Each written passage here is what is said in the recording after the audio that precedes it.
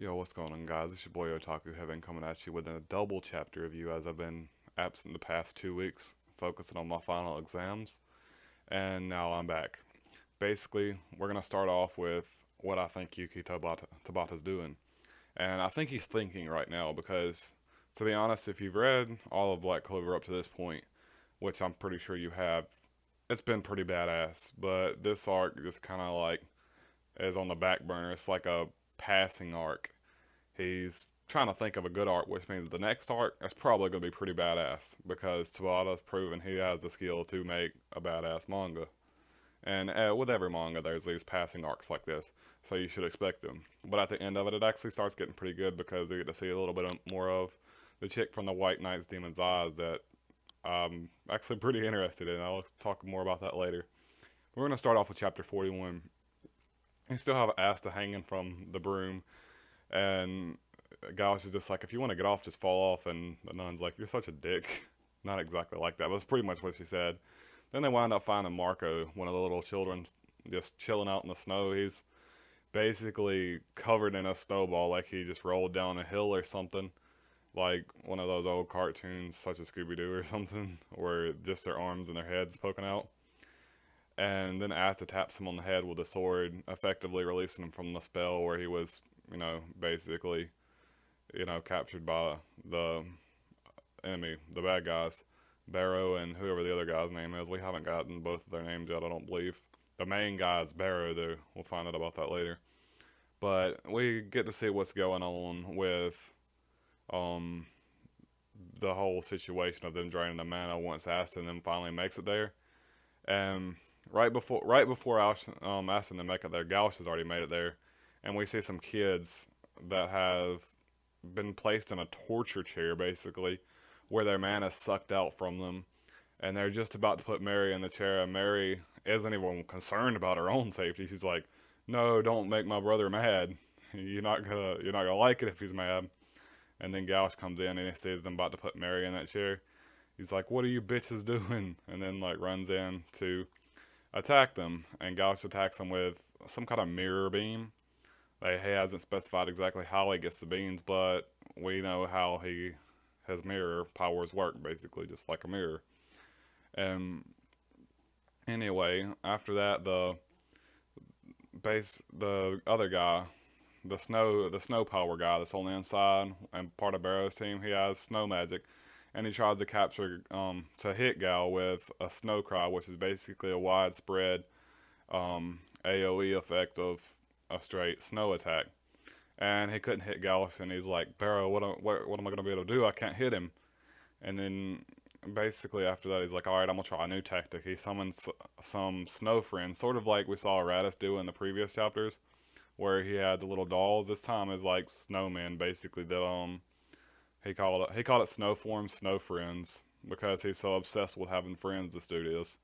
Like I said, we don't have his name yet, so I don't have anything to refer to him as, but after that, Gauss is like, really, is this all you got? And then he goes, mirror magic, reflect refrain. And it basically draws one of those old Christian cross like the Star of Bethlehem.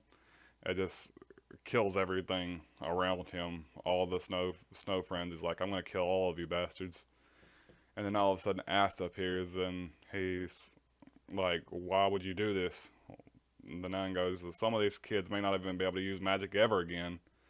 And the main villain goes, wow, a punk kid with no magic wanting to play hero? Let's see it. Let's go. And then he didn't realize who Asta was. He was basically laughing and making fun of Asta, and then Asta attacks him right at the end of the chapter, knocking him back and pretty much defeating him with one hit with the broad end of his sword, so he didn't actually cut him. But it was enough to make him spit up blood. And that's where we ended that chapter. And then we go into the next chapter with the after Acid finally attacked him and knocked him down, the nuns noticed his power. She was like, I was scared he was gonna fail because he didn't have any magic power. I didn't know what to do about this kid coming along with us, but it must be him, the kid that can cancel out magic.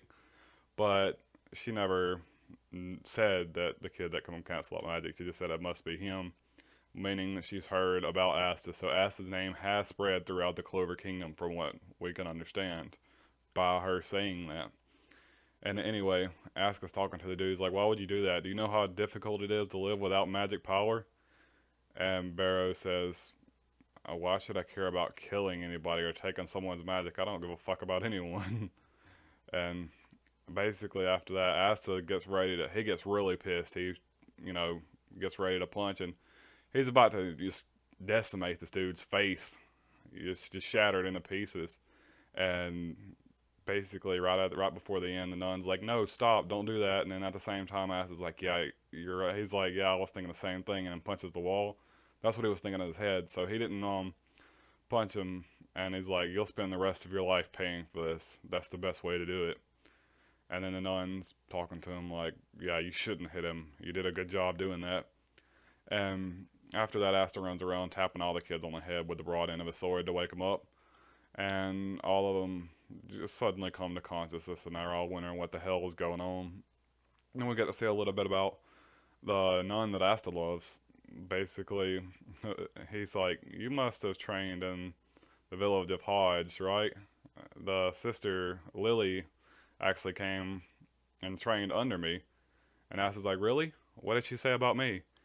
She goes, she talked about you. She says you're short and loud, has a never give up mentality, and you're really proud. She's really proud of you, sorry." And Ass is like, "Really?" He's all head over heels now. He's like, "I'll never give up on you now, sister," which was one of the worst things that she could have said to him if she ever wanted Ass to actually give up. But Gauch is still talking about killing everybody at this point. He wants everybody dead. You don't fuck with Mary, because once you fuck with Mary, Gauch is gonna fuck you up. This is all there is to it. And Barra's like, "I must have been bamboozled by these guys. This was supposed to be quick and easy cash." And the other dude laying on the ground, the snow dude's like, "Barrow, what do I do now?" He's like, "Shut the fuck up. Think for yourself. I'm trying to figure out how to get out of here alive," basically, is what he's saying. And then the nun goes, "How could you do this to the third leaf of our clover, the kids?" Which is kind of reminds me back in Naruto. Have you seen the chess game between Shikamaru and Shikamaru's dad? Basically, they were saying the kids are the king of their new kingdom. The kids are the king of the future. Basically, you don't want to you want to you don't want to mess them up. You want to train them and to be the best they can. That way, you can have a good future as well as them have a good future. But she didn't understand how he could do that to the kids. Then all of a sudden, the girl from the White Knight's Demon's Eyes appears. I forget White Knight's Demon Eyes appears, and I forget her exact name, but she's really excited to see Asta. And Gauch is over there like, "More enemies, then die," and then just shoots a mirror beam at her. And without even thinking about it, really quickly, she just uses gel magic. What she called it was slimy salamander to basically capture and deflect the mirror beam that Gauch shot. And she goes, "Would you please mind? Would you please mind yourself and not interrupt and let everyone go? And you're going to let everyone go, by the way. Please don't interrupt our exciting reunion." As she does some kind of weird tongue thing to look cute or crazy. I'm not sure what she wants Asta for. Maybe she has a love attraction to Asta, or maybe she just wants to do some kind of weird experiment with him. Because she does remind me of the chick from Attack on Titan that experiments on the Titans. If you've ever seen that, but she's either crazy. Well, she's definitely crazy. She's either the crazy type of crazy crazy, or she's the crazy type of in love crazy.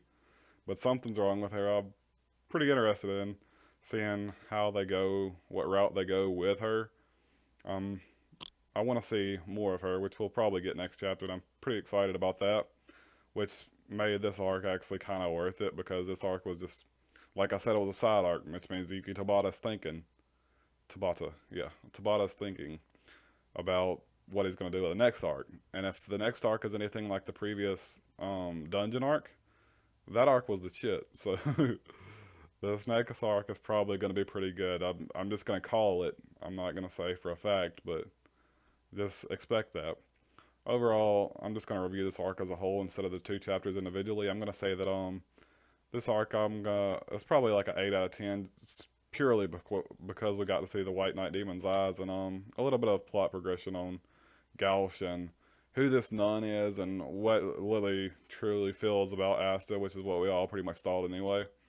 But it did lean to the fact that maybe later on, if Lily decides to quit being a nun, that she could wind up marrying Asta because she does have some sort of affection to Asta. She actually kind of likes him in a way. I'm not sure if she likes him in that way because she is a nun, but nuns still have those emotions too. They just repress them.